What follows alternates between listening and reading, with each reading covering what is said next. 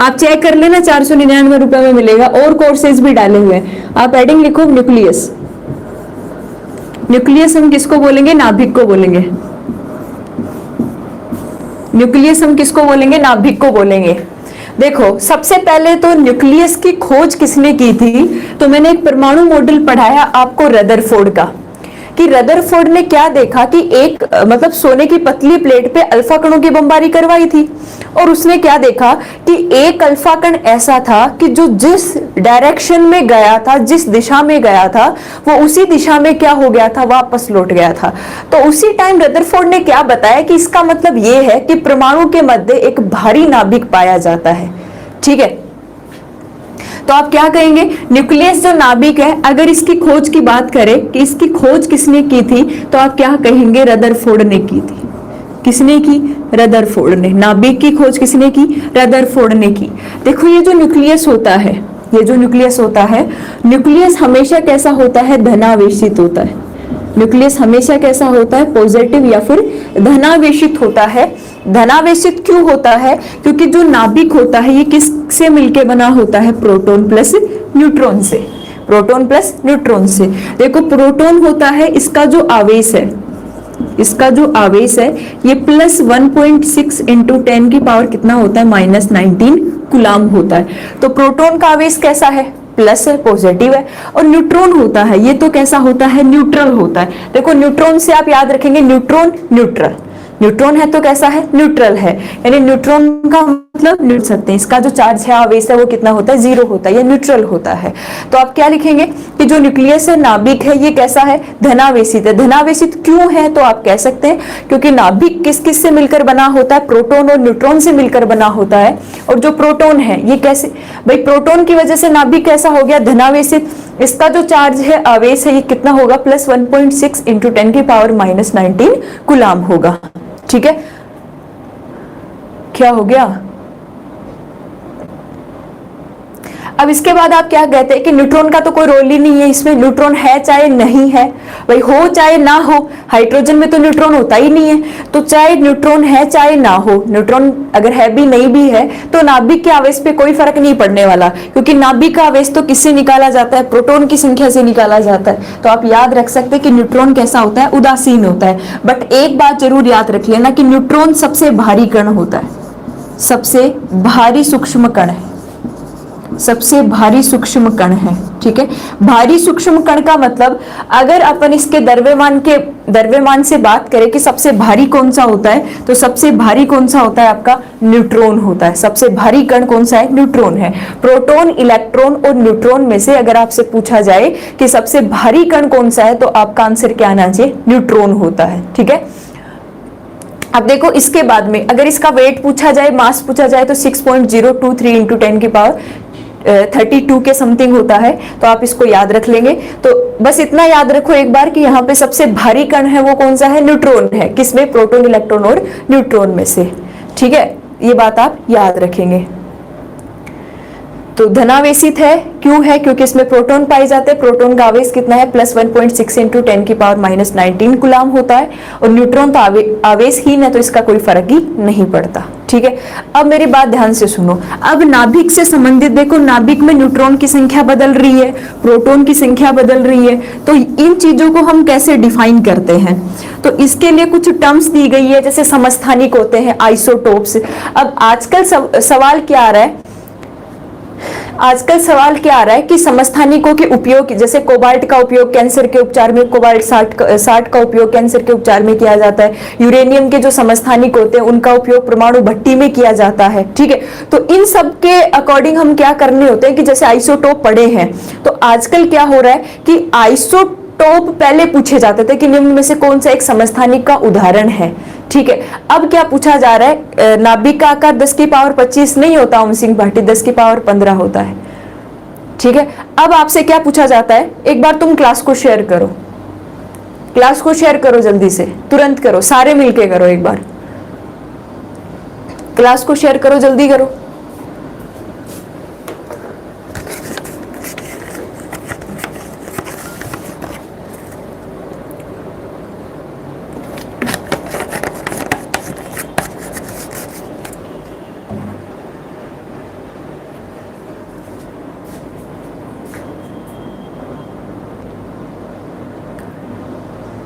ठीक है, चलो तो हम इनकी बात कर रहे थे आज, आइसोटोप्स क्या होते हैं, इनके यूज कहाँ किया जाता है। ठीक है, अब देखो सबसे पहले आप हेडिंग क्या लिखेंगे, आइसोटोप्स।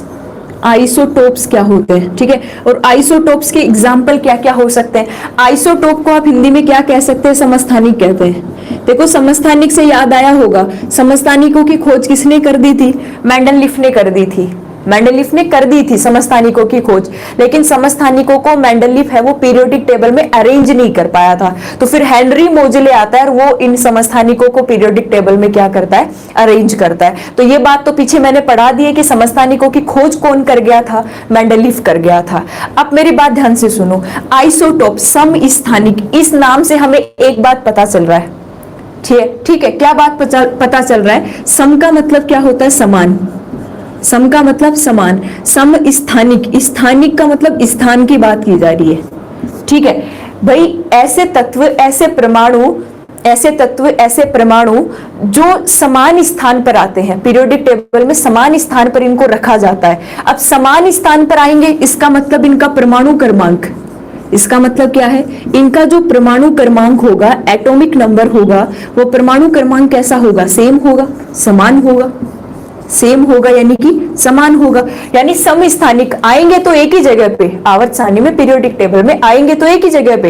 अगर एक जगह पे आएंगे तो सिंपल सी बात है, एटॉमिक नंबर यानी परमाणु क्रमांक क्या होगा, समान होगा। बट अगर परमाणु क्रमांक समान रहेगा तो द्रव्यमान संख्या क्या होनी चाहिए, अलग अलग होनी चाहिए। द्रव्यमान संख्या का मतलब आप क्या लिख सकते हैं, मोलिक्यूलर वेट लिख सकते हैं। द्रव्यमान संख्या को आप इंग्लिश में क्या लिख सकते हैं, मोलिक्यूलर वेट लिख सकते हैं। इनकी जो द्रव्यमान संख्या है वो क्या होनी चाहिए, अलग अलग होनी चाहिए, तब तो ये आइसोटोप होते हैं। यानी एक बात ध्यान दो कि मैंने और 1H1, अब मुझे बताओ कि क्या मैं ये बोल सकती हूँ कि एक दूसरे के समस्थानिक है, नहीं है ना, क्यों नहीं है, ये तो एक ही है, ये तो क्या है, एक ही है। कैसे है एक ही, भाई परमाणु क्रमांक भी समान है और इनकी तो द्रव्यमान संख्या भी समान है, तो हम कह ही नहीं सकते, हम बोल ही नहीं सकते कि ये एक दूसरे के समस्थानिक है, आइसोटोप है। अब क्या होगा, अगर अपन इसके एग्जाम्पल की बात करें कि समस्थानिकों के जैसे एग्जाम्पल, तो हाइड्रोजन की समस्थानिक ले लो। हाइड्रोजन के समस्थानिक कौन कौन से होते हैं, 1H1 हो गया, 1H1 को आप क्या बोलते हैं, प्रोटियम। 1H1 जो होता है इसको आप क्या बोलते हैं, प्रोटियम बोलते हैं। सवाल पूछ लिया जाता है निम्न में से कौन सा एक प्रोटियम है, प्रोटीन किसको बोलते हैं, 1H1 को बोलते हैं। अब चलो आगे, फिर क्या आएगा, 1H2 आएगा। 1H2 को आप क्या बोल सकते हैं, ड्यूटेरियम। 1H2 को क्या बोल सकते हैं, ड्यूटेरियम। देखो 1H2 ड्यूटेरियम को भारी हाइड्रोजन भी कहा जाता है, क्या कहा जाता है, भारी हाइड्रोजन भी इसको कहा जाता है, हम इसको भारी हाइड्रोजन भी बोल सकते हैं। तीसरा जो एग्जाम्पल है ये क्या हो गया, 1H3 हो गया, ठीक है, और 1H3 को आप क्या बोल सकते हैं, ट्राइटेरियम। ट्राइटेरियम, ठीक है, ट्राइटेरियम। ये बात जरूर याद रखना कि भारी हाइड्रोजन कौन सा होता है, 1H2 वाला होता है। भारी हाइड्रोजन कौन सा होगा, 1H2 वाला होगा। तो जो भारी जल होता है,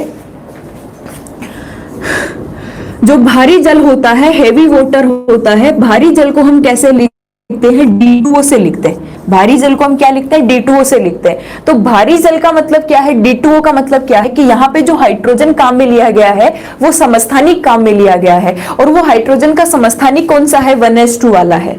क्योंकि 1H2 वाला जो हाइड्रोजन है इसको हम ड्यूटेरियम, और ड्यूटेरियम को भारी हाइड्रोजन भी कहा जाता है, और भारी हाइड्रोजन ही क्या बनाता है, यहाँ पे भारी जल यानी कि D2O का निर्माण करवाता है। ठीक है, अब मेरी बात ध्यान से सुनो। अब यहाँ पे देखो ये समस्थानिक कैसे है, अगर हम बात करें हाइड्रोजन का परमाणु क्रमांक कितना है, एक, इसका भी एक, इसका भी एक, तो परमाणु क्रमांक तो समान है, लेकिन इनकी द्रव्यमान संख्या देखो, इसकी कितनी है, एक, इसकी द्रव्यमान संख्या 2, इसकी द्रव्यमान संख्या 3। अब मुझे एक बात बताओ कि जो समस्थानिक बने हैं, जब समस्थानिक बनते हैं, एक बात आप बताना मुझे, जब समस्थानिक बने हैं तो समस्थानिक के अंदर प्रोटॉन, न्यूट्रॉन और इलेक्ट्रॉन में से किसकी संख्या परिवर्तित होती है। आज का सवाल है वो टेक्निकल पूछे जा रहे हैं आपसे। आपसे सवाल ऐसे पूछे जाएंगे कि जो समस्थानिक होते हैं, जो आइसोटोप्स होते हैं, आइसोटोप्स में प्रोटॉन, इलेक्ट्रॉन और न्यूट्रॉन में से किसकी संख्या समान होती है। अगर आपको पता है तो भाई किसकी संख्या अलग होती है। अगर हाइड्रोजन के समस्थानिक बन रहे हैं तो कौन जुड़ रहा होगा, किसकी संख्या अलग अलग होगी। बिल्कुल सीमा, बिल्कुल बिल्कुल, किसकी संख्या अलग अलग होगी, न्यूट्रॉन की संख्या अलग होगी। ठीक है, कैसे होगी, ध्यान से देखो। अब हमने निकालना सीख लिया था प्रोटॉन, इलेक्ट्रॉन, न्यूट्रॉन को। अगर मैं इनमें जैसे मान लो मैं ऊपर लिख देती हूँ, ये 1h1 है, ये आपका 1h2 है, ये आपका 1h3 है। अगर मैं इनमें प्रोटॉन, इलेक्ट्रॉन और न्यूट्रॉन की संख्या निकालना चाहूं, प्रोटॉन, इलेक्ट्रॉन, न्यूट्रॉन की संख्या निकालना चाहूं, तो आप क्या कहेंगे कि यहां देखो प्रोटॉन तो क्या होता है, परमाणु क्रमांक, और जब तक कोई परमाणु आवेशित नहीं है, जब तक कोई परमाणु आवेशित नहीं है, तब तक जितना प्रोटॉन होगा उतना ही क्या होगा, इलेक्ट्रॉन होगा। ठीक है, मतलब क्या है कि प्रोटॉन कितना है, 1। ठीक है, अब इसमें भी प्रोटॉन 1, इसमें भी प्रोटॉन 1 और इसमें भी प्रोटॉन क्या है, 1 दे रखा है। यानी आप क्या लिख सकते हैं, प्रोटॉन की संख्या 1 1 1 है तीनों में। तो इलेक्ट्रॉन भी कितने हो गए, 1 1 1 हो गए। अब आपको न्यूट्रॉन निकालना है। न्यूट्रॉन आप कैसे निकालोगे, आप द्रव्यमान संख्या में से परमाणु क्रमांक घटाओगे। तो 1 में से 1 घटाया, पहले में न्यूट्रॉन 0, दूसरे में न्यूट्रॉन 2 में से 1 घटाओ, कितने आए, 1, तीसरे में न्यूट्रॉन 3 में से 1 घटाओ, कितने आए, 2। यानी पहला हाइड्रोजन तो ऐसा है जिसमें न्यूट्रॉन ही नहीं है, न्यूट्रॉन कितने हैं, 0 है। दूसरा ड्यूटेरियम ऐसा है जिसमें न्यूट्रॉन कितने हैं, 1। और तीसरा ट्राइटेरियम कितना है, जिसमें न्यूट्रॉन कितने हैं, 3 है। अब मुझे एक बात बताओ कि यहां न्यूट्रॉन की संख्या बढ़ रही है। न्यूट्रॉन की संख्या बढ़ने का मतलब,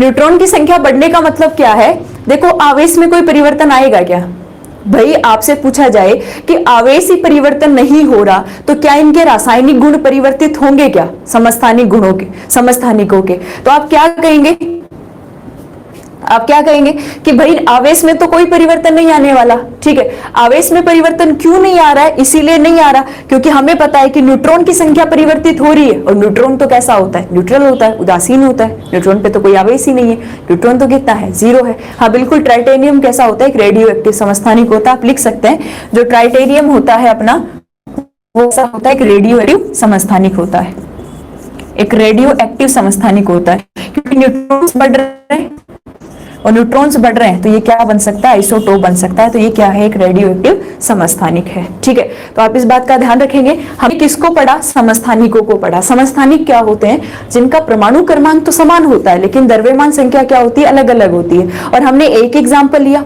कौन सा, हाइड्रोजन का। अगर हाइड्रोजन का द्रव्यमान संख्या 1 है तो आप उसको क्या बोलेंगे, प्रोटियम।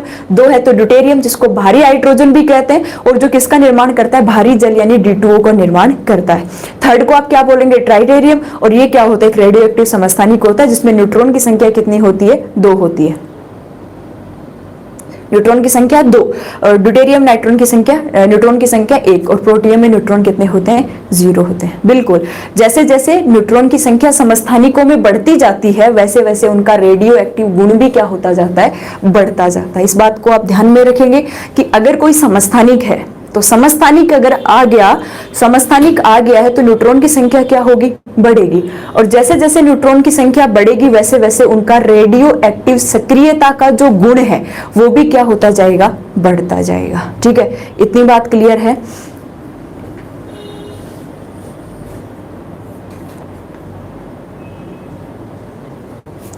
अब देखो, अगर अपन समस्थानिकों के यूज की बात करें, और भी एग्जाम्पल है, कार्बन के समस्थानिक भी है।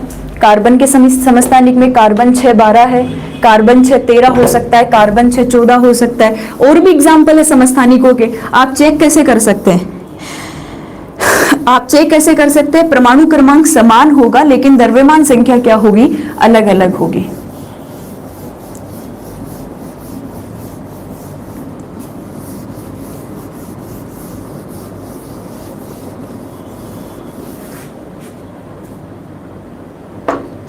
ठीक है, अब आप इसके यूजेज लिख सकते हैं, समस्थानिकों के उपयोग, समस्थानिकों का उपयोग हम कहां कहां करते हैं। सबसे पहले आप लिख सकते हैं यूरेनियम के समस्थानिक, यूरेनियम के समस्थानिक परमाणु भट्टी में काम में आते हैं।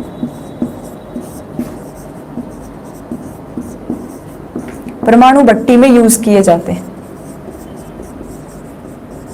यूरेनियम के जो समस्थानिक है इनका उपयोग कहाँ किया जाता है, परमाणु भट्टी में यूज किया जाता है। ठीक है, नेक्स्ट आपसे और भी पूछे, जैसे और समस्थानिकों के उपयोग हम कहाँ कर सकते हैं, तो कैंसर के उपचार के लिए हम कोबाल्ट के समस्थानिकों का उपयोग करते हैं। तो आप बहुत से उपयोग हैं इसके, मैं तो कुछ 2-3 लिखवा रही हूँ, वैसे आप पढ़ सकते हैं इनको। तो आप दूसरा यूज इसका क्या लिख सकते हैं कि जो कोबाल्ट होता है, ये क्या है, कोबाल्ट। कोबाल्ट के समस्थानिकों का उपयोग, कोबाल्ट के समस्थानिकों का उपयोग कैंसर के उपचार में किया जाता है। कैंसर के उपचार में किया जाता है। कोबाल्ट के समस्थानिकों का उपयोग कैंसर के उपचार में किया जाता है। फिर आप थर्ड लिख सकते हैं, घेंगा रोग के उपचार में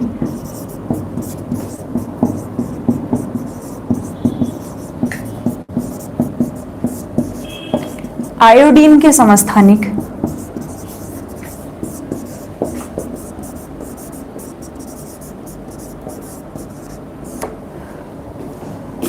का उपयोग होता है।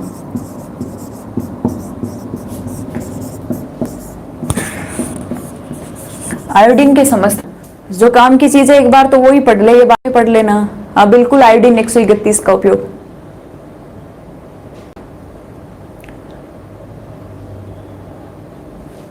ठीक है,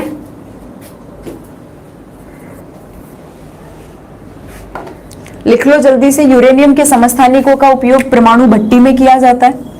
कोबाल्ट के समस्थानिकों का उपयोग कैंसर के उपचार में किया जाता है। घेंगा रोग में किसका किया जाता है, आयोडीन 131 लिख सकते हैं आप।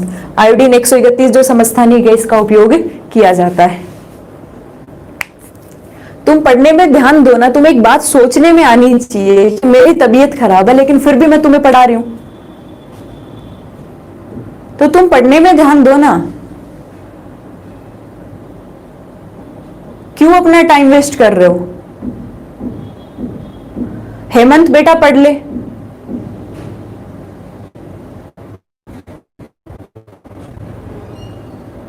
नहीं, मैं अभी ब्लॉक करवा दूंगी, जिंदगी के अंदर तो यूट्यूब नहीं देख पाएगा फिर।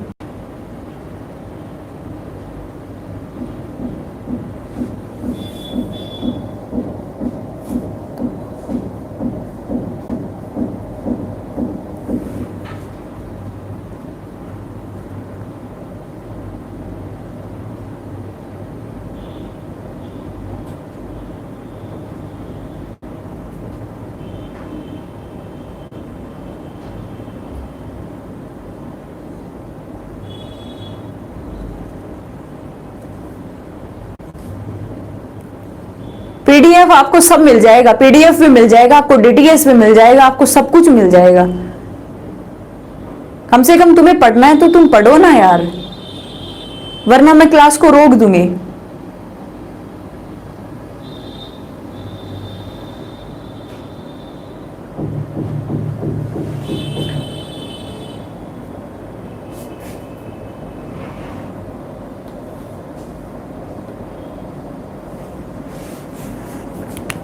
नोट लगा के लिख सकते हैं, ओम सिंह भाटिया वैसे लिख दिया है, नोट लगा के लिख लो। सबसे ज्यादा समस्थानिक, सबसे ज्यादा समस्थानिक पोलोनियम के होते हैं। सबसे ज्यादा समस्थानिक पोलोनियम के होते हैं।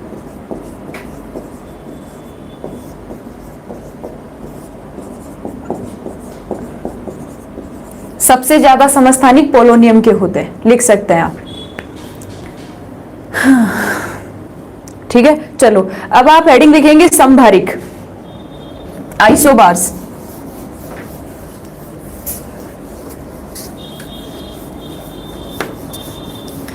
देखो, कोबाल्ट और आयोडीन का सवाल तो बार बार में आता है कि कैंसर के उपचार के लिए किस समस्थानिक को काम में लिया जाता है। कोबाल्ट 60 को काम में लिया जाता है और आयोडीन 131 का उपयोग घेंगा रोग के उपचार में काम में लिया जाता है। ठीक है, अब आप हेडिंग लिखो समभारिक, आइसोबार्स।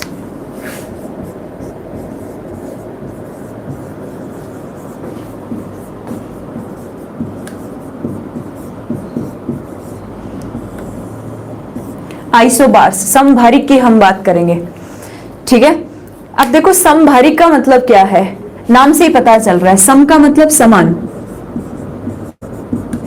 भारिक का मतलब भार, और भार आप किसको कहते हैं, द्रव्यमान संख्या। द्रव्यमान संख्या, मोलिक्यूलर वेट। यानी कुछ ऐसे परमाणु होते हैं जिनका परमाणु क्रमांक अगर देखो द्रव्यमान संख्या समान है तो आप सिंपल सी बात कह सकते हैं कि इनका जो परमाणु क्रमांक होगा, जो एटॉमिक नंबर होगा, वो परमाणु क्रमांक क्या होगा, अलग अलग होगा। परमाणु क्रमांक क्या होगा, अलग अलग होगा। फॉर एग्जाम्पल, जैसे कुछ एग्जाम्पल मैं आपके सामने लिखती हूँ। फॉर एग्जाम्पल, जैसे हम पोटेशियम और कैल्शियम का ही एग्जाम्पल ले लेते हैं, ठीक है। पोटेशियम है, पोटेशियम 19 पे आता है, फिर भी द्रव्यमान संख्या कितनी होती है, 40, ठीक है। कैल्शियम 20 पे आता है, द्रव्यमान संख्या कितनी है, 40 है। तो ये एक दूसरे के समभाजक, ये हो गया इनका एटॉमिक नंबर, द्रव्यमान संख्या क्या है, सेम है, और इनका जो द्रव्यमान संख्या, इनका परमाणु क्रमांक है वो क्या है, अलग अलग है, अलग अलग है। और भी एग्जांपल ले सकते हैं, जैसे आपने नाइट्रोजन 714 ले लिया और कार्बन 614 ले लिया, ये एग्जांपल भी हो सकता है, ठीक है। अब देखो इसका काम क्या है, ये जो 14 है, द्रव्यमान संख्या तो समान है लेकिन परमाणु क्रमांक क्या है, अलग अलग है, लेकिन परमाणु क्रमांक क्या है, इनका अलग अलग है। अब मुझे एक बात बताओ कि जब इनका परमाणु क्रमांक अलग अलग है तो क्या इनके रासायनिक गुण समान हो सकते हैं? भाई इनके रासायनिक गुण समान है क्या? अब देखो आपको आप रट दो और एग्जाम में कंफ्यूज हो जाते हो। समभारिक वो समस्थानिक वो होते हैं जिनके रासायनिक गुण समान होते हैं, रासायनिक गुण अलग अलग नहीं हो सकते, लेकिन समभारिकों के रासायनिक गुण अलग अलग होते हैं। आपसे सवाल पूछा जाता है, हम क्या करते हैं, इनके रट्टे मारते हैं, जबकि आपको रटने की जरूरत नहीं होती, ठीक है। तो रटने की जरूरत आपको क्यों नहीं होती? क्योंकि ध्यान से देखो, ये 40 पे आ रहा है, इसकी द्रव्यमान संख्या भी 40 है। हम पोटेशियम और कैल्शियम की तुलना कर लेते हैं, इसका परमाणु क्रमांक कितना है, 19, और इसका परमाणु क्रमांक कितना है, 20 है। इसका मतलब अगर आप प्रोटॉन की संख्या की बात करेंगे तो यहाँ प्रोटॉन कितने हो गए, 19, और यहाँ प्रोटॉन कितने हो गए, 20। अब अगर प्रोटॉन की संख्या भी अलग अलग है तो इलेक्ट्रॉन की संख्या भी अलग अलग होगी। तो अगर यहाँ हम इलेक्ट्रॉन की संख्या की बात करें तो यहाँ इलेक्ट्रॉन कितने हैं, 19, और यहाँ इलेक्ट्रॉन कितने हैं, 20। अगर आपको यहाँ से न्यूट्रॉन निकालने पड़े कि आप न्यूट्रॉन की संख्या निकालोगे, तो न्यूट्रॉन की संख्या कैसे निकालेंगे? भाई हम क्या करने वाले हैं, हम द्रव्यमान संख्या में से परमाणु क्रमांक घटाएंगे। अब एक बात सुनो, यहाँ द्रव्यमान संख्या 40 है और यहाँ ये कितना है, 19 है, यहाँ न्यूट्रॉन कितने हैं, 21। ये हम पोटेशियम की बात कर रहे हैं, 20 घटाओ कितनी है, 20 है। तो यहाँ एक बात हमें देखने को मिल रही है, ये क्या हो गए, प्रोटॉन हो गए 19 20, ठीक है। इलेक्ट्रॉन की संख्या कितनी हो गई, 19 20, और न्यूट्रॉन की संख्या 21 20। मुझे एक बात बताओ कि सभी वैल्यू, ये वैल्यू आपको अलग नहीं दिख रही क्या? न्यूट्रॉन की संख्या, परमाणु क्रमांक, प्रोटॉन की संख्या भी क्या है, अलग अलग है। तो जो प्रोटॉन की संख्या ही बदल गई, प्रोटॉन की संख्या ही बदल गई, तो अब सिंपल सी बात कह सकते हैं कि इनकी जो केमिकल प्रॉपर्टीज होती है, केमिकल प्रॉपर्टीज, केमिकल प्रॉपर्टीज का मतलब इनके जो रासायनिक गुण होंगे वो कैसे होंगे, अलग अलग होंगे। अब यहां रटने वाली बात है ही नहीं। रटने वाली बात क्यों नहीं है? क्योंकि रटेंगे हम वहां पे जहां पे हमें थ्योरेटिकल पोर्शंस को याद करना है, बट ये तो टेक्निकल चीज है। भाई अलग अलग क्यों है? आप क्या कह सकते हैं कि परमाणु क्रमांक की तो समान है, परमाणु क्रमांक अलग अलग है, द्रव्यमान संख्या समान है, तो हम कह सकते हैं कि दोनों में प्रोटॉन भी अलग अलग होंगे, दोनों में इलेक्ट्रॉन भी अलग अलग होंगे, न्यूट्रॉन भी अलग होंगे। जब तक न्यूट्रॉन की बात की जा रही थी उसको तो छोड़ो कि उस पर कोई चार्ज ही नहीं होता, लेकिन आपको पता ही है कि अगर प्रोटॉन और इलेक्ट्रॉन की बात आ जाती है तो रासायनिक गुण उनके क्या होंगे, अलग अलग होंगे, ठीक है। तो इस बात का ध्यान रखना कि जो आइसोबार्स होते हैं, समभारिक होते हैं, इनके परमाणु क्रमांक अलग है, चाहे इनकी द्रव्यमान संख्या समान होगी, लेकिन फिर भी इनमें प्रोटॉन, इलेक्ट्रॉन और न्यूट्रॉन की संख्या क्या है, अलग अलग है। अगर प्रोटॉन, इलेक्ट्रॉन और न्यूट्रॉन की संख्या ही अलग अलग है तो इनके रासायनिक गुण भी क्या होंगे, अलग अलग होंगे, ठीक है। तो रटने की बात नहीं है, समस्थानिकों के रासायनिक गुण में कोई परिवर्तन नहीं होता, क्योंकि वहां केवल न्यूट्रॉन की संख्या परिवर्तित होती है और न्यूट्रॉन पे तो कोई चार्ज ही नहीं होता, ठीक है। इसके बाद आप क्या लिखेंगे कि जो आइसोबार्स होते हैं, समभारिक होते हैं, इनका परमाणु भार क्या होता है, समान होता है, द्रव्यमान संख्या क्या होती है, समान होती है, लेकिन प्रोटॉन, इलेक्ट्रॉन, न्यूट्रॉन की संख्या क्या होगी, अलग अलग होगी, तो इनके रासायनिक गुण भी क्या होंगे, अलग अलग होंगे, ठीक है। चलो लिखो एक बार, मैं पानी पी लेती हूं।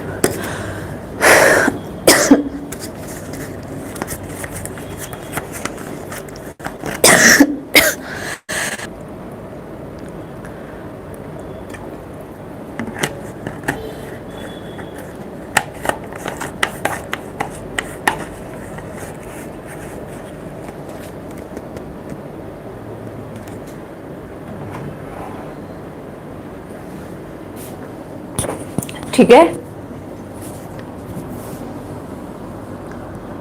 अब चलो आगे, ये संभारिक हो गए हैं। और आपको जो इंपॉर्टेंट बात है वो यही याद रखनी है कि ये पूछ लिया जाता है कि इनके रासायनिक गुण अलग अलग होंगे या फिर रासायनिक गुण समान होंगे, ये भी आपसे बार बार में पूछ लिए जाते हैं। ठीक है, अब आगे आगे आप हेडिंग लिखेंगे। चलो नेक्स्ट आप हेडिंग लिखो सम न्यूट्रॉनिक। आपको नेक्स्ट हेडिंग लिखनी है सम न्यूट्रॉनिक। सम न्यूट्रॉनिक, सम न्यूट्रॉनिक। देखो वैसे तो नाम से ही पता चल रहा है, लेकिन इनके एग्जाम्पल बहुत इंपॉर्टेंट, और एग्जाम्पल आपको रटने की जरूरत नहीं होती। रटने की जरूरत क्यों नहीं होती? इसीलिए नहीं होती क्योंकि हमें ऑप्शंस मिलते हैं, और ऑप्शन मिलता है तो हमें पता चल जाता है। ठीक है, अब देखो सम न्यूट्रॉनिक, सम का मतलब क्या होता है? समान। और न्यूट्रॉनिक, यहां किसकी संख्या समान होती है? न्यूट्रॉन की। न्यूट्रॉन की संख्या समान होनी चाहिए, चाहे प्रोटॉन इलेक्ट्रॉन कुछ भी हो। ठीक है, अब ये चेंज हो सकते हैं, लेकिन इनके न्यूट्रॉन की संख्या क्या रह सकती है? समान रहेगी। कोई भी एग्जांपल आप दे सकते हैं, फॉर एग्जांपल कोई भी उदाहरण अगर आपके दिमाग में है तो आप कोई भी एग्जांपल ऐसा दे सकते हैं कि जो कैसे होने चाहिए? सम न्यूट्रॉनिक होने चाहिए। सम न्यूट्रॉनिक का मतलब अगर आप उनमें न्यूट्रॉन की संख्या निकालो तो न्यूट्रॉन की संख्या क्या होनी चाहिए? समान होनी चाहिए। जैसे आपने ले ही लिया नाइट्रोजन 7 कितना है? 14 है। नाइट्रोजन 7 कितना हो गया? 14 हो गया। और आपने ले लिया यहाँ पे कार्बन 6 13। कार्बन 6 क्या ले लिया? 13। मैंने 2 एग्जांपल आपको दिए हैं, एक ले लिया आपने नाइट्रोजन 7 14 और एक ले लिया आपने कार्बन 6 13। अब न्यूट्रॉन की संख्या समान कैसे होगी? आप इनमें न्यूट्रॉन निकालो। अगर हम बात करें यहाँ प्रोटॉन इलेक्ट्रॉन और न्यूट्रॉन की, प्रोटॉन इलेक्ट्रॉन और न्यूट्रॉन की, यहां हम किसकी बात करते हैं? नाइट्रोजन की। और यहां किसकी बात करते हैं? कार्बन की। नाइट्रोजन 7 पे आ रहा है द्रव्यमान संख्या 14, और कार्बन का समस्थानिक है जिसकी द्रव्यमान संख्या कितनी है? 6 है। अगर यहां आप प्रोटॉन निकालोगे तो आप क्या कहेंगे? प्रोटॉन की संख्या कितनी है? 7 है। ठीक है, यहां प्रोटॉन की संख्या कितनी है? 6 है।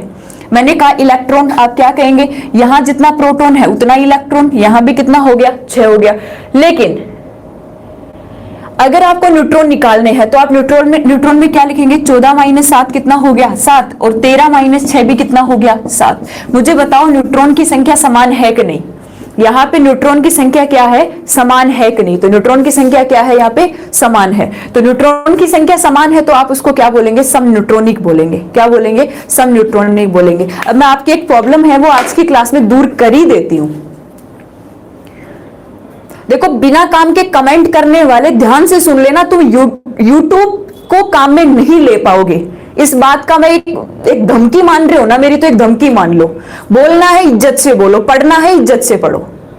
अगर क्लास में कोई फालतू बकवास करेगा, फालतू मैसेज करेगा, मैम मुझे वो पसंद है, मुझे वो करना है, मुझे, प्लीज अपने घर पे अपनी बहन और अपनी माँ होगी उनको बोलो जाके। मुझे बोलने वाला चाहिएगा तो मैं अपने आप ढूंढ लूंगी। तुम्हें क्या जरूरत है यार? तुम्हें क्या जरूरत है इतना सब बकवास करने की? क्लास में आते हो, क्लास से तुम जा सकते हो, मुझे नहीं चाहिए ऐसे स्टूडेंट। क्योंकि अगर तुम यहां ऑनलाइन ऐसी बकवास कर सकते हो ना तो तुम कुछ भी कर सकते हो। तुम राह चलती लड़की की सेफ्टी भी नहीं रख सकते। तुम्हारी बहन है ना, तुम्हारी बहन को तुमने आज तक सेफ नहीं रखा। हो सकता है उनके साथ भी कुछ ऐसा ही हो रहा होगा। बेवकूफी करनी है, मेरी क्लास में बेवकूफी कोई नहीं करेगा। पढ़ना है चुपचाप पढ़ो वरना निकल जाओ। बेशर्मी की एक हद होती है। मैं सुनती जा रही हूं, देखती जा रही हूं, सुनती जा रही हूं, इसका मतलब ये नहीं है कि मेरे को पता ही नहीं चल रहा तुम क्या बोल रहे हो। इज्जत करनी आती नहीं, अपनी बहन की आज तक इज्जत नहीं की और दूसरे की फिर कुछ भी बोलने पे लगे हो।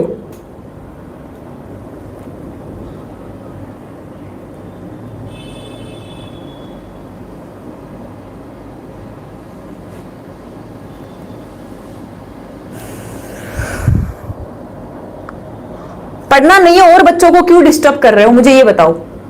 जो पढ़ रहे हैं उनको तो कम से कम पढ़ने दो।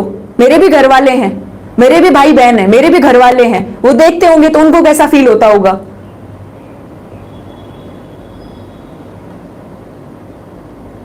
और ब्लॉक करवाऊंगी तो ऐसा ब्लॉक करवाऊंगी तुम यूट्यूब को यूज नहीं कर पाओगे। ध्यान रखना इस चीज का।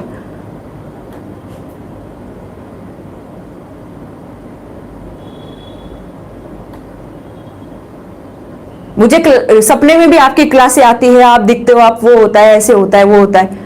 अरे सपने में आना चाहिए, तुम्हारा वो सपना, तुम्हारा वो गोल आना चाहिए, तुम्हारे माँ बाप ने जो मेहनत करी है ना वो तुम्हारे सपने में आना चाहिए।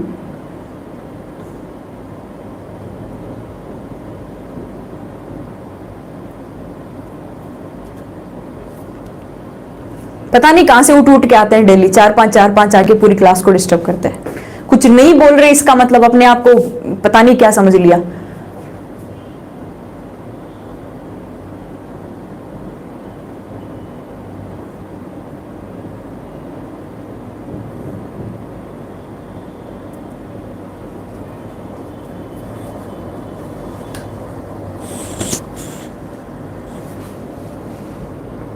इग्नोर करते करते करते करते अगर सामने वाला थक गया है कि यार आप बकवास करने से रुक नहीं रहे, मैं पढ़ा रही हूं, मेरा ध्यान इधर कंसंट्रेट होना चाहिए, कोई डाउट है तो आप वो पूछो, फालतू बकवास कर रहे हो।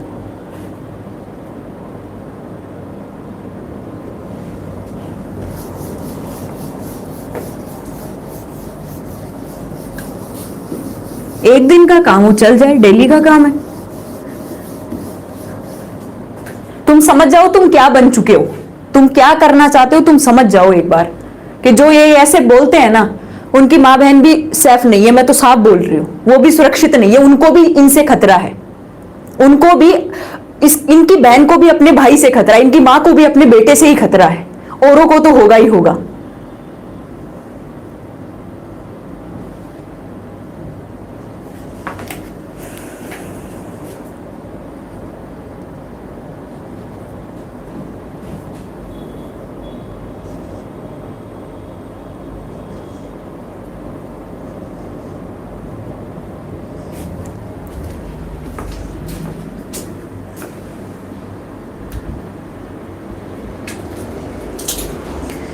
ये बात हो चुकी है यहाँ पे सम न्यूट्रॉनिक। एक बार रुक जाओ, आप लोग पढ़ने का ध्यान दो, वरना गलती से तुम जो सही बोल रहे हैं वो और ब्लॉक हो जाओगे।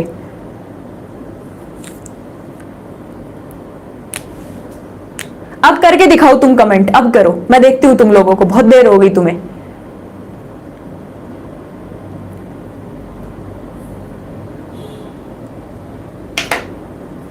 हिम्मत है तो अब करके दिखाओ तुम।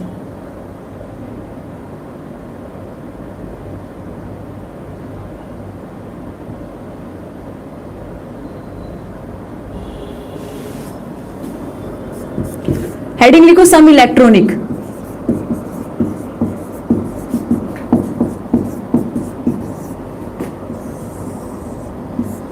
सम इलेक्ट्रॉनिक, सम इलेक्ट्रॉनिक का मतलब क्या है?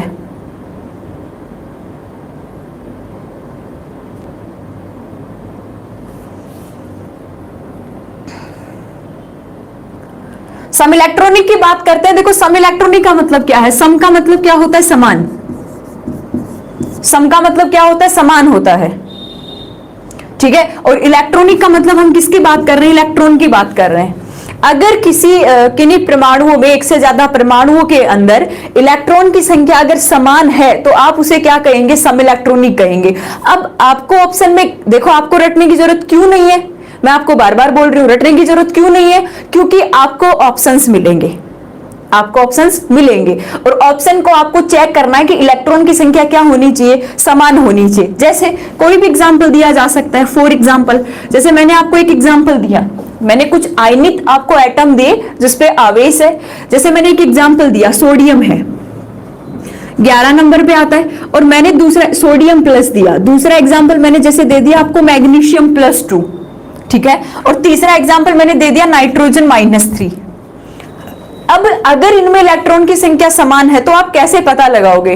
देखो हम इलेक्ट्रॉन कैसे निकालते हैं, इन ऐसे जो आयनित परमाणु होते हैं इनमें मैंने आपको इलेक्ट्रॉन निकालना सिखाया था। अगर कोई उदासीन परमाणु है, न्यूट्रल है, तो जितना कोई प्रोटॉन होगा, जितना परमाणु क्रमांक होगा, उतने ही क्या होंगे? इलेक्ट्रॉन होंगे, ठीक है। अगर अपन बात करें कि अगर इनमें इलेक्ट्रॉन निकालने हैं तो हम इलेक्ट्रॉन कैसे निकाल सकते हैं? ध्यान से सुनो, अगर जितना प्लस दे रखा है तो प्लस को आपको क्या करना है? माइनस करना है, और माइनस दे रखा है तो आपको उसमें परमाणु क्रमांक में क्या करना है? प्लस करना है। जैसे सोडियम कितने पे आता है? 12 पे। नाइट्रोजन कितने पे आता है? 7 पे आता है। अब आप क्या करोगे? अगर इसमें इलेक्ट्रॉन निकालने तो आप 11 में से 1 प्लस का है तो 1 घटा दो, कितने इलेक्ट्रॉन आ गए? 10 इलेक्ट्रॉन। ये एक छोटा सा ट्रिक मैंने बताया कि हम कंफ्यूज हो जाते हैं। तो छोटा सा ट्रिक क्या है कि परमाणु क्रमांक में से अगर प्लस है उतना माइनस कर दो और माइनस है उतना क्या कर दो? प्लस कर दो। अब आप क्या बोलेंगे? मैग्नीशियम कितने नंबर पे आता है? 12 नंबर पे आता है। दिलीप कुमार तू ब्लो होगा आज, तू हो गया ब्लो, कैसे मान ले? तू हो गया अब लो कैसे मान ले? अब आज के बाद क्लास में नहीं आएगा, ठीक है। 11 माइनस 1 कितने इलेक्ट्रॉन हो गए? 10 इलेक्ट्रॉन। अगर मैग्नीशियम की बात करेंगे तो 12 में से कितने निकालो? 2 निकालो। यहां कितने इलेक्ट्रॉन हो गए? 10 इलेक्ट्रॉन। अब देखो नाइट्रोजन का परमाणु क्रमांक 7 है, जितना माइनस है उतना क्या कर दो? प्लस कर दो। 7 और 3 कितने हो गए? 10। मुझे बताओ यहां इलेक्ट्रॉन की संख्या समान है कि नहीं है? इलेक्ट्रॉन की संख्या समान है कि नहीं है? ठीक है, इलेक्ट्रॉन की संख्या समान है तो ये क्या हो गए? सम इलेक्ट्रॉनिक हो गए। देखो इलेक्ट्रॉन की संख्या तब तक समान नहीं हो सकती जब तक परमाणु आवेशित नहीं होगा। जब तक परमाणु आवेशित नहीं होगा तब तक इनमें इलेक्ट्रॉन की संख्या समान नहीं हो सकती। हाँ, हो सकता है समस्थानिक हो तो उनमें इलेक्ट्रॉन की संख्या क्या हो सकती है? समान हो सकती है। अदरवाइज इलेक्ट्रॉन की संख्या, जैसे मान लो आपके पास नाइट्रोजन है, ऑक्सीजन है, फ्लोरीन है, नियोन है, आप क्या कहेंगे? नाइट्रोजन 7 पे, ऑक्सीजन 8 पे, फ्लोरीन 9 पे, नियोन 10 पे। अब आप ऐसे बोल सकते हो क्या कि इनमें इलेक्ट्रॉन की संख्या समान होगी? नहीं होगी। क्यों नहीं होगी? इसीलिए नहीं होगी क्योंकि इसमें 7 है, इसमें 8 है, इसमें 9 है, इसमें 10 है। तो एक बात आप ध्यान से रखना, मतलब ऑप्शन चेक करने का एक तरीका बता रही हूं। ऑप्शन चेक करने का एक तरीका बता रही हूं। तरीका क्या होता है कि अगर आपको ऐसे पूछ लिया गया कि यहां पे सम इलेक्ट्रॉनिक कौन से है, तो चारों को चेक करने की जरूरत नहीं है। आप देख सकते हैं कि अगर उदासीन परमाणु दे रखे हैं और अलग अलग है, अलग अलग परमाणु है सारे, तो आप पहले उसको क्रॉस मार सकते हैं कि ये ऑप्शन तो होगा ही नहीं।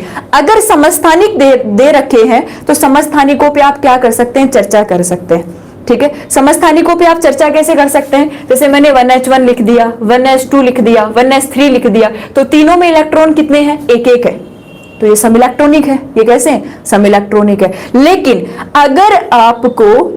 अगर आपको किसी परमाणु पे चार्ज दे रखा है, उस ऑप्शन को चेक करना बहुत जरूरी है।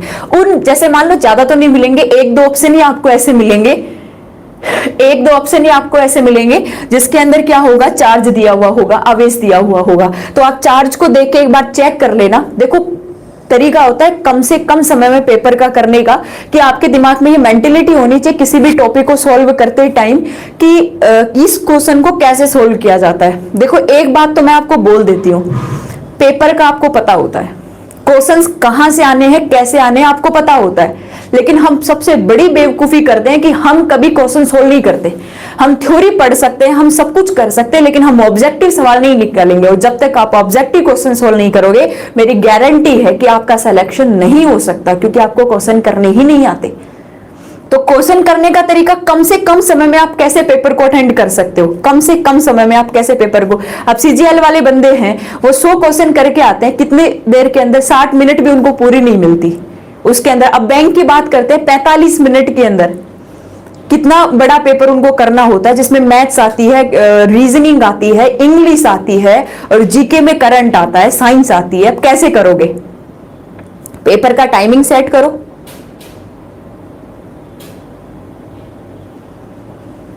ठीक है, ये आपको याद रखना है। तो अब जैसे मैंने एक ही क्वेश्चन का एग्जांपल दिया, तो कंसेप्ट आपके ऐसे क्लियर होने चाहिए, कंसेप्ट आपके ऐसे क्लियर होने चाहिए कि आप क्वेश्चन, जब आपको क्वेश्चन दिखे तो आपके दिमाग में आना चाहिए कि इसके क्वेश्चन का तो मुझे नहीं पता, बट मैं ऑप्शंस को सोल्व कर सकता हूं। ऑप्शन को सोल्व करने का मतलब आप क्वेश्चन का सही आंसर देने वाले हैं। तो पहले अगर कोई उदासीन परमाणु है तो आप उनको कट कर दो, समस्थानिक दे रखे हैं तो एक बार नजर मार लो कि समस्थानिक भी दिए हुए हैं, और इसके बाद अगर आपको कोई आवेशित परमाणु दे रखे हैं तो उनपे भी आप नजर मार सकते हैं, ठीक है।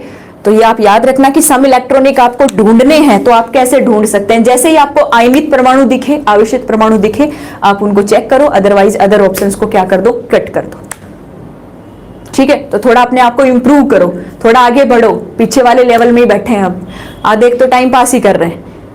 अगर सिलेक्शन ही लेना है ना तो फिर हाई लेवल का सोचो, अगर पटवारी बनना है तो एक आईपीएस लेवल का सोचो कि आप आईपीएस होते तो आप क्या कर सकते थे, आप आईपीएस बनने के लिए क्या क्या कर सकते हो, तो आप पटवारी बनोगे,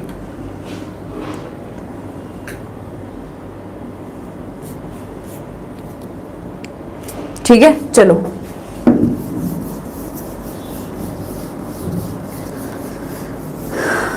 अब सारे क्वेश्चंस कर लोगे, समस्थानिकों के, समभारिकों के, सम इलेक्ट्रॉनिकों के, सम न्यूट्रॉनिक के। अब समभारिक है वो सम प्रोटोनिक भी होगा। अगर कोई समभारिक है तो वो सम प्रोटोनिक होगा कि नहीं होगा, मुझे ये बताओ।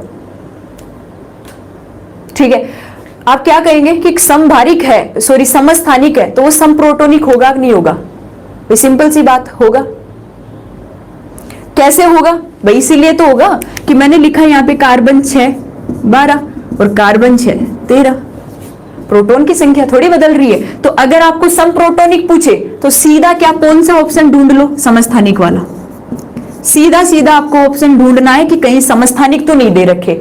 और जो समस्थानिक, देखो 4 ऑप्शन में आपको क्वेश्चन करने का तरीका बताती हूँ, चाहे केमिस्ट्री हो, चाहे मैथ्स हो, चाहे इंग्लिश हो, चाहे फिजिक्स हो, चाहे जीके हो, चाहे करंट जीके हो, क्वेश्चंस को कैसे करते हैं देखो ध्यान से, टाइम कैसे बचाना होता है। मैंने दूसरे नंबर का ऑप्शन ये दिया, ठीक है।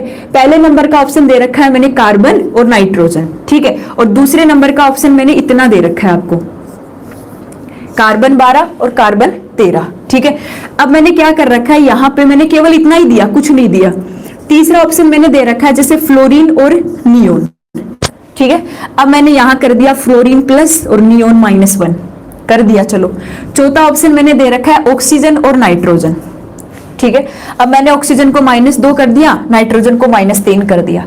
अब आपको सम प्रोटोनिक पूछने लग गया, ठीक है। अब आपको सम प्रोटोनिक पूछने लग गया। अब आप ऑप्शन देखते यार कहां से करना शुरू करूं और कौन से ऑप्शन की से पहले शुरुआत करूं, तो ऐसा कभी नहीं करना होता। हम क्या करते हैं, देखो मैं बता रही हूं तरीका। क्वेश्चन अगर मैंने कोई टॉपिक पढ़ भी नहीं रखा है ना, एक बार अगर मैंने आंख मार ली तो उसके बाद अगर मैं उस क्वेश्चन को सोल्व करती हूं तो 99% ये चांसेज होते हैं तो कि वो सही होगा, ठीक है। अब ध्यान से सुनो, इस क्वेश्चन को कैसे सोल्व करेंगे। मैंने दिमाग लगाया, मैंने क्या कहा कि मुझे किस किस पे ध्यान नहीं देना, मैंने काटा इसको। सम प्रोटोनिक पूछ रहा है, काटा। क्यों? दोनों का परमाणु क्रमांक ही अलग है, ये 6 पे आएगा, ये 7 पे आएगा, तो मैं क्यों इस पे ध्यान दूं, मैंने तो इसको काट दिया। इसके बाद मैंने दूसरे ऑप्शन पे ध्यान दिया, मुझे लगा कि यार यहां समस्थानिक दे रखे हो, समस्थानिकों के तो परमाणु क्रमांक समान है, यानी प्रोटॉन समान है, ये भी 6 नंबर पे, ये भी 6 नंबर पे। फिर मैंने देखो क्वेश्चन करने का तरीका, मैंने पहला ऑप्शन काटा, मैंने दूसरे ऑप्शन को राउंड लगा लिया। राउंड लगाने का मतलब इसके चांसेज है। फिर मैंने क्या किया, तीसरे ऑप्शन पे गई और मुझे थोड़ा सा डाउट लगा तो मैंने इस पे हल्का सा क्रॉस का निशान लगाया। हल्के से क्रॉस का मतलब डाउट है। चौथे ऑप्शन का मुझे लगा यार ये तो सरासरी गलत है, मैंने इसको भी काटा। अब मेरे को 2 ही ऑप्शन चेक करने हैं और तीसरा भी चेक नहीं करना क्योंकि पता चल रहा है, ठीक है। तो अब देखो यहाँ फ्लोरीन प्लस है और नियोन -1 है। अब मुझे क्या मतलब है प्लस से माइनस से, मुझे मतलब है प्रोटॉन की संख्या से, और ये 9 नंबर पे आता है, ये 10 नंबर पे आता है, तो मैं लफड़ाई क्यों करूंगी। मैंने इसको भी काट दिया कि चल तू भी हट, मेरे पास ऑप्शन 1 बचा। अब 99% क्या 100% मुझे पता है यही सही होगा, चाहे मुझे कंसेप्ट नहीं पता होगा, चाहे मुझे पता ही नहीं होगा कि क्वेश्चन कैसे आना था, मुझे नहीं पता था, मेरा कंसेप्ट क्लियर था और मुझे ये नहीं पता था कि क्वेश्चन भी ऐसे आ सकता है।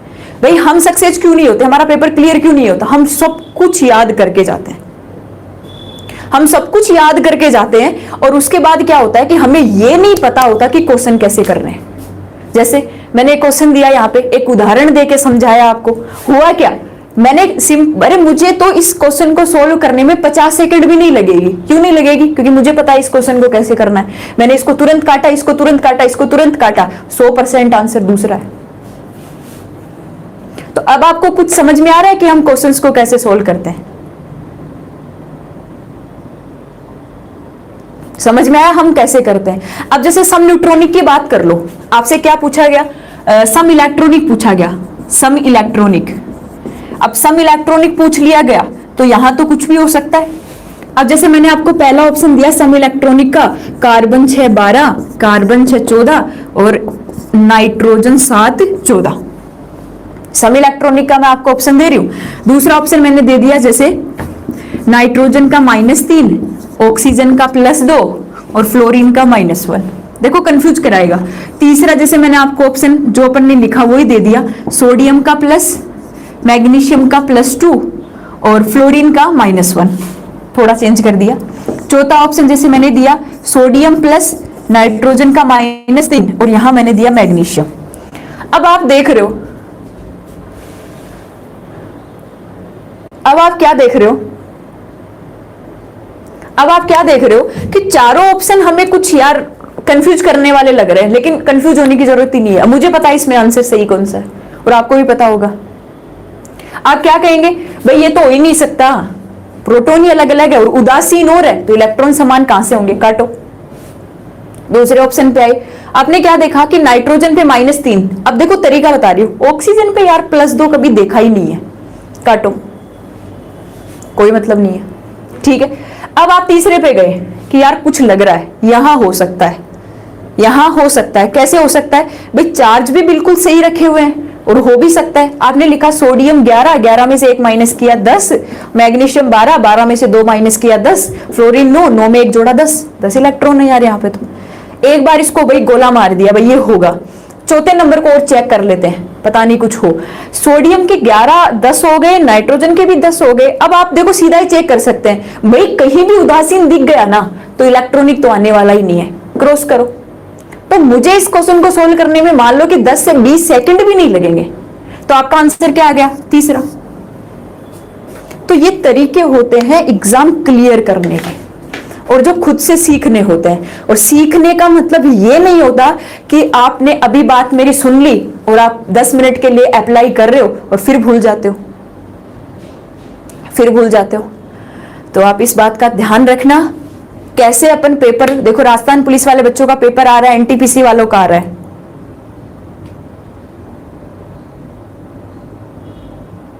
ठीक है।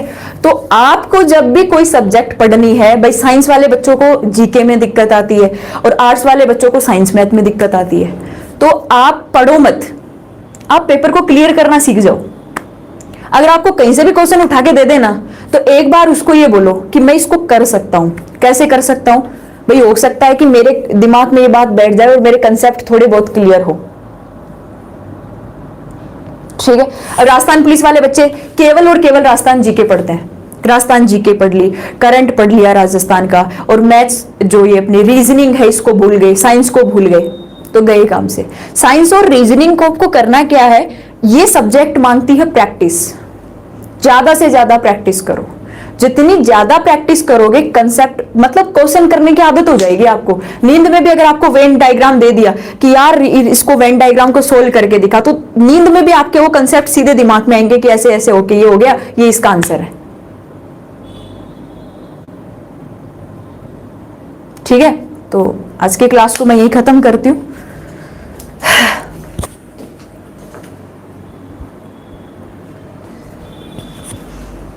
तुम लोग क्लास को लाइक तो कर देना।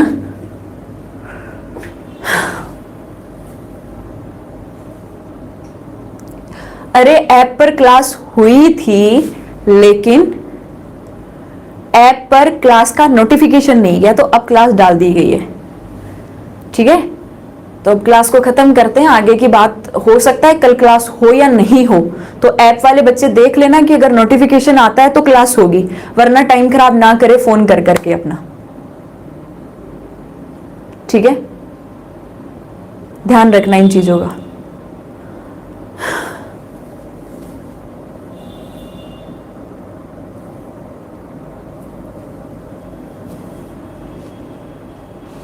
ठीक है, चलो बाय सभी को, टेक केयर, ध्यान रखना अपना और अच्छे से तैयारी करते रहो। अगर देखो नोटिफिकेशन आएगा तो क्लास होगी, और अगर नोटिफिकेशन नहीं आएगा ना तो क्लास नहीं होगी। तो फिर बार बार में फोन करने का मतलब है कि इधर से भी परेशानी और उधर से भी परेशानी। तो अगर नहीं आता है तो आप सब समझ जाना कि आज क्लास नहीं होगी।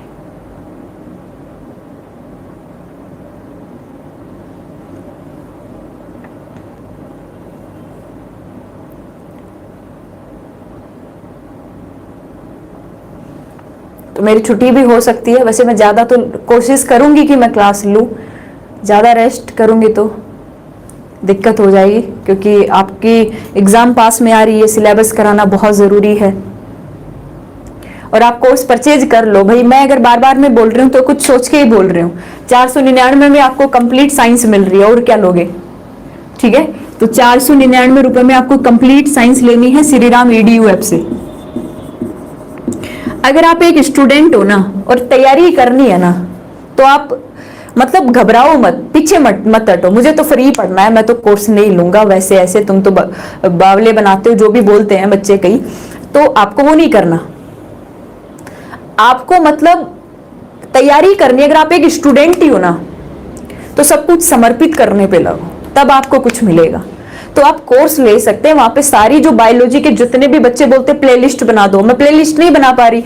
जितने भी आपको वीडियोस देखने हैं, मेरे नोट्स देखने हैं, फिजिक्स देखनी है, केमिस्ट्री देखनी है, biology, botany, zoology, REET level तक की अगर सारी देखनी है, ठीक है, तो आप सिर्रा वीडियो ऐप को इंस्टॉल करना, और 499 में साइंस का कोर्स मिलेगा किरण मैम से, ठीक है। और आपको फोन करना है तो मैं नंबर बता दिया है 9414015200। अगर कोई दिक्कत आए, टेक्निकल कोई भी प्रॉब्लम आए, तो आप इस नंबर पे कॉल कर देना। कोर्स के लिए पैसे किसमें डाले? कोर्स के लिए देखो, पैसे डालने के लिए बहुत सी आजकल चीजें हैं। अकाउंट नंबर हम आपको मैसेज कर सकते हैं, फोन पे नंबर दे सकते हैं, गूगल पे नंबर दे सकते हैं, यूपीआई में आप कुछ भी यूज कर सकते हैं, जो आपके लिए पॉसिबल हो, ठीक है। हाँ लेंगे, शिक्षा लेंगे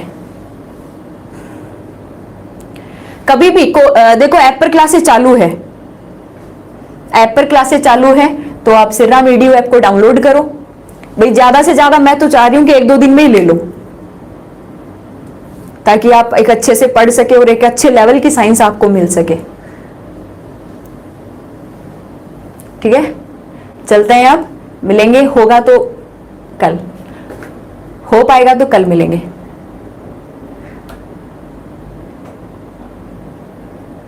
जो भी आपको कोर्स लेना है, देखो सारे कोर्स डाले हुए हैं, आप एक बार सिर्रा वीडियो ऐप को डाउनलोड तो करना प्ले स्टोर से, वहां आपको कोर्सेज मिलेंगे माई लाइब्रेरी में बहुत सारे। आपको रीट, राजस्थान पुलिस, दिल्ली पुलिस, पटवार, जिसका भी कोर्स लेना है आप ले सकते हैं।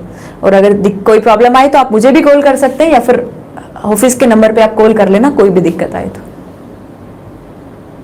बिल्कुल रीट के लिए साइंस का कोर्स पूरा है, बिल्कुल environment, ecology, complete environmental issue सारे करवाए हुए हैं, फिजिक्स भी करवाई हुई है, केमिस्ट्री चली रही है। ओके चलो बाय सभी को, हो सकेगा तो कल क्लास लेंगे, नहीं हो पाएगी तो फिर बाय कल के लिए भी। तो थोड़ा ध्यान रखना आप लोग भी, और ये इधर उधर परेशान मत करना कि फोन कर रहे हो कि आज क्लास होगी कि नहीं, क्लास होगी कि नहीं। अगर क्लास नहीं होगी तो नहीं होगी फिर, ठीक है। चलो बाय सभी को, टेक केयर, ध्यान रखना। कोर्स लेना है आप ले सकते हैं।